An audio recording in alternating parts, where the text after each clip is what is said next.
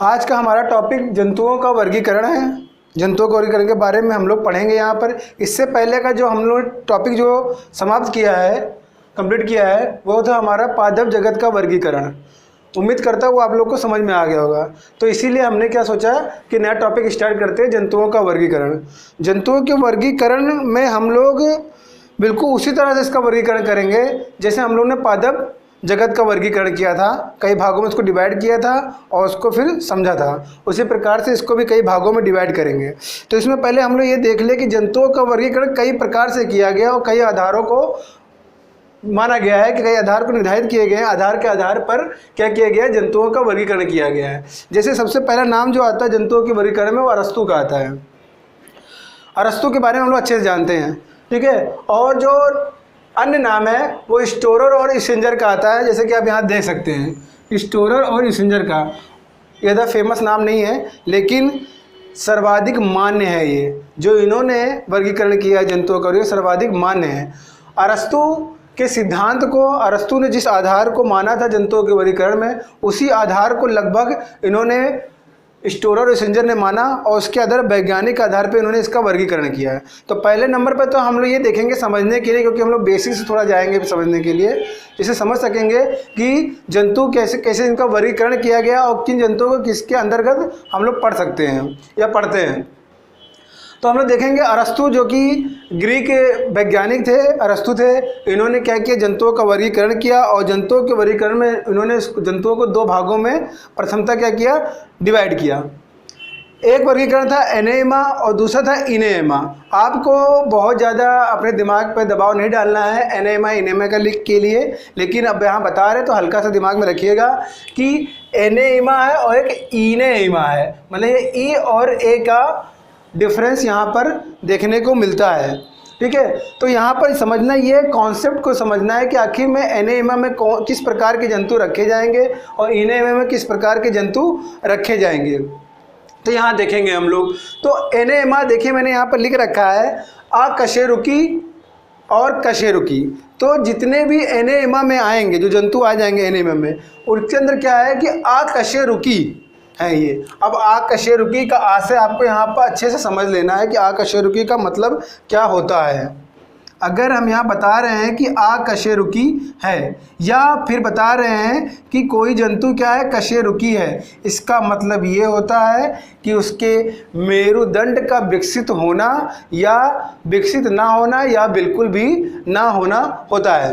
मतलब क्या, अगर हम अकशेरुकी कह रहे हैं इसका मतलब उसकी रीढ़ की हड्डी नहीं है या मेरुदंड का विकास नहीं हुआ है या बिल्कुल नहीं है, तो वो क्या है, अकशेरुकी के अंतर्गत हम लोग रखते हैं।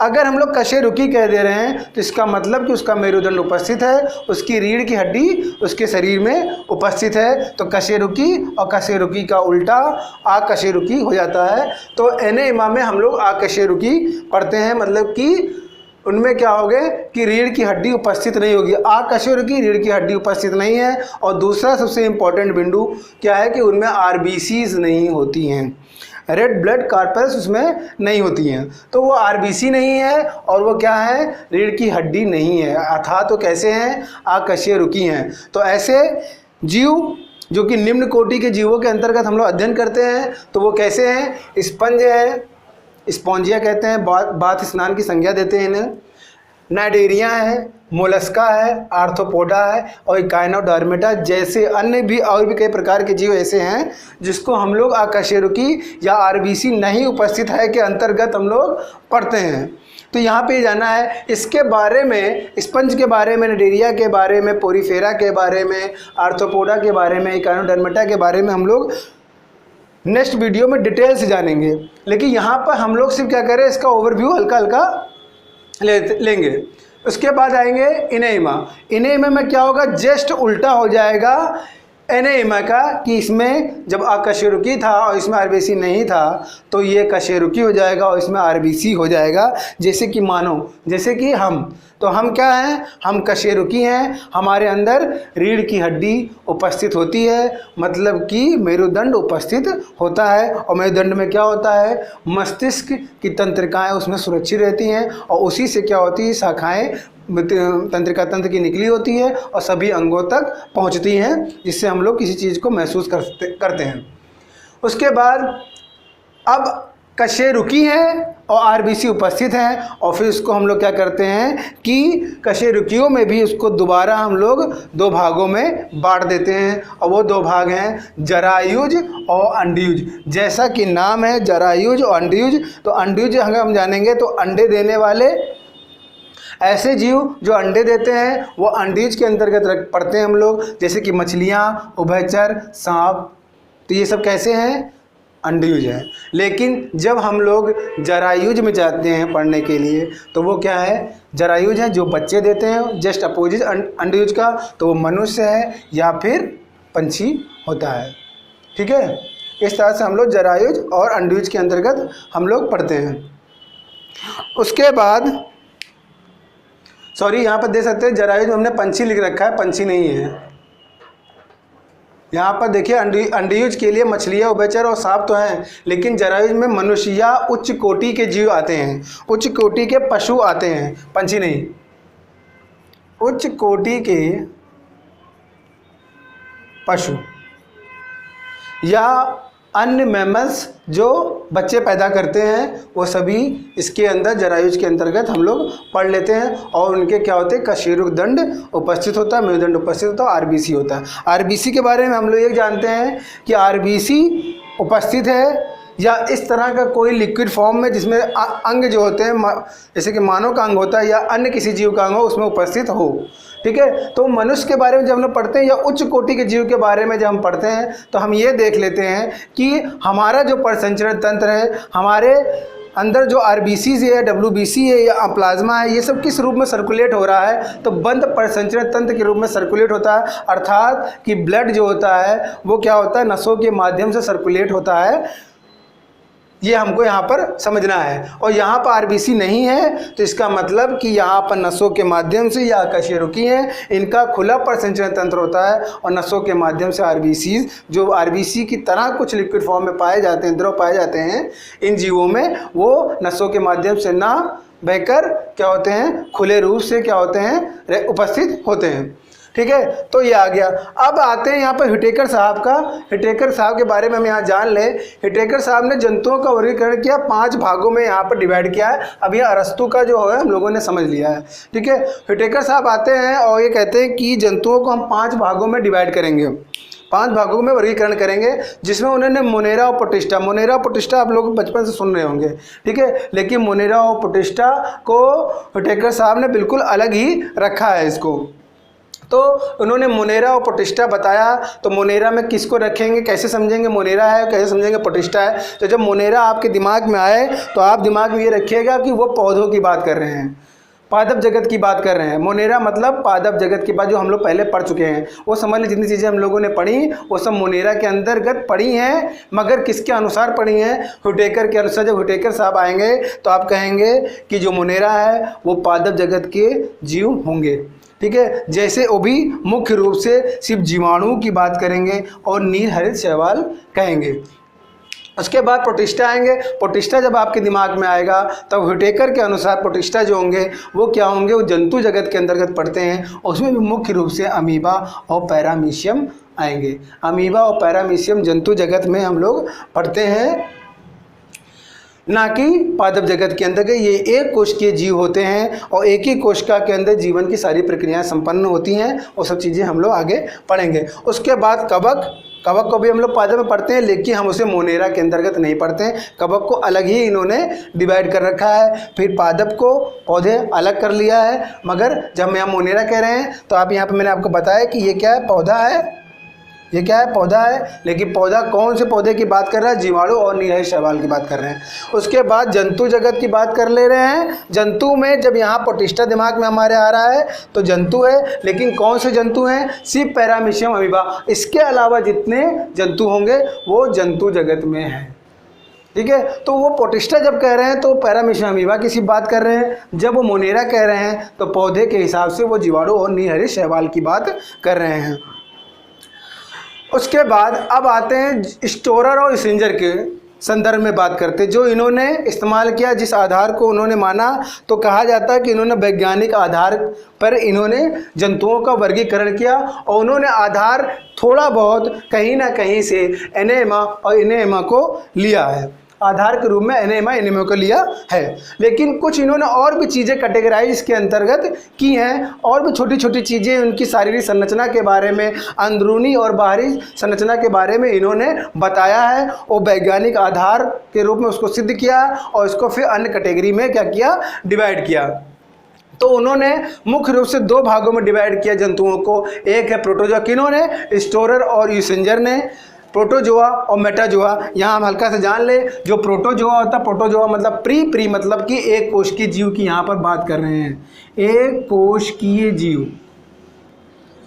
और जब हम यहाँ पर मेटाजोआ आएंगे तो मेटाजोआ का मतलब होता है कि बहुकोशिकीय जीव, बहुकोशिकीय जीव। तो मेटाजोआ और प्रोटोजोआ जो है एक कोशिकीय जीव हैं। प्रोटोजोआ के अंतर्गत अमीबा है, युगलिना है और पैरामीशियम और प्लाज्मोडियम है। तो प्रोटोजोआ मतलब कि एक कोशिकीय जीव, एक कोशिका के अंतर्गत अमीबा आ जाएंगे, युगलिना आ जाएगा और पैरामीशियम आएगा और प्लाज्मोडियम आ जाएगा। मतलब कि एक कोशिकीय जीव मतलब एक ही कोशिका के अंदर सारी जीवन की सारी क्रियाएं क्या होती हैं, संपन्न होती हैं। इसके बारे में अलग अलग हम चर्चा करेंगे, अलग अलग बिंदु पे अलग अलग हम लोग क्या करेंगे, चर्चा करेंगे नेक्स्ट वीडियो से। लेकिन फिर अब आते हैं मेटाजोआ। मेटाजोआ मतलब बहुकोशिकीय, और बहुकोशिका का मतलब नॉन कॉर्डेटा और कॉर्डेटा, इसको दो भागों में डिवाइड किया है। नॉन कॉर्डेटा बिल्कुल उसी तरह से जिनमें कशेरुकदंड उपस्थित ना हो, मेरुदंड उपस्थित ना हो, और कॉर्डेटा का मतलब जिसमें कशेरुकदंड या मेरुदंड उपस्थित हो। तो नॉन कॉर्डेटा के अंतर्गत Porifera, Coelenterata Cnidaria, Platyhelminthes, Aschelminthes, Annelida, Arthropoda के नाम आप लोगों ने सुना है। जंतु संघ का सबसे बड़ा संघ माना जाता है इसको, क्योंकि सर्वाधिक विविधता वाले जीव इसी में पाए जाते हैं और संख्या में भी अधिक हैं। इसी आधार पे आर्थ्रोपोडा को सबसे बड़ा संघ माना जाता है, और दूसरे नंबर पे सबसे बड़ा संघ जो होता है मोलस्का को माना जाता है। उसके बाद अंतिम रूप से इकानोडर्मेटा है। आप यहाँ बिल्कुल भी परेशान नहीं होंगे, हर एक बिंदु के बारे में डिटेल में जाएंगे और डिटेल में बताएंगे, और ये भी बताएंगे कि परीक्षा में किस तरह से यहाँ से प्रश्न पूछे जा सकते हैं। उसके बाद कॉर्डेटा में आ जाए, जैसा कि यहाँ पर बताया गया कशेरुकी है, में कशेरुदंड या मेरुदंड है, तो इसको हमने फिर दोबारा दो भागों में बांटा है, मतलब कि स्टोरर और स्ट्रिंजर ने बांटा है इसको। एक्रेनिया और क्रेनिया, जैसा कि एक्रेनिया नाम है, एक्रेनिया का मतलब होता है जिसमें क्रेनियम उपस्थित ना हो, और क्रेनिया का ऐसे होता है जिसमें क्रेनियम उपस्थित हो। क्रेनियम का संबंध हमारे मस्तिष्क से होता है, और मस्तिष्क हमारा जो होता है किसमें सूचित होता है, क्रेनियम के अंदर सूचित होता है। मतलब जब हम एक्रेनिया कह दें तो इसका मतलब ऐसे जीव जिनमें क्रेनियम ना हो, मस्तिष्क के ऊपर किसी प्रकार का कठोर आवरण उपस्थित ना हो, तो वह एक्रेनिया होगा। और क्रेनिया मतलब कठोर आवरण मस्तिष्क के ऊपर उपस्थित हो। फिर क्रेनिया को दोबारा हम लोग एक पार्ट में लेके आते हैं नेथोस्टोमेटा। नेथोस्टोमेटा के अलावा भी और भी वर्ग है क्रेनिया के अंतर्गत, लेकिन वो परीक्षा की दृष्टि से इम्पोर्टेंट नहीं है, क्योंकि यहाँ पर हम जो पढ़ने जा रहे हैं नेथोस्टोमेटा को पुनः दो भागों में डिवाइड करेंगे, पिसीज और टेट्रापोडा में। पिसीज का आशय होता है मत्स्य, मतलब मछलियों के बारे में हम यहाँ पढ़ेंगे।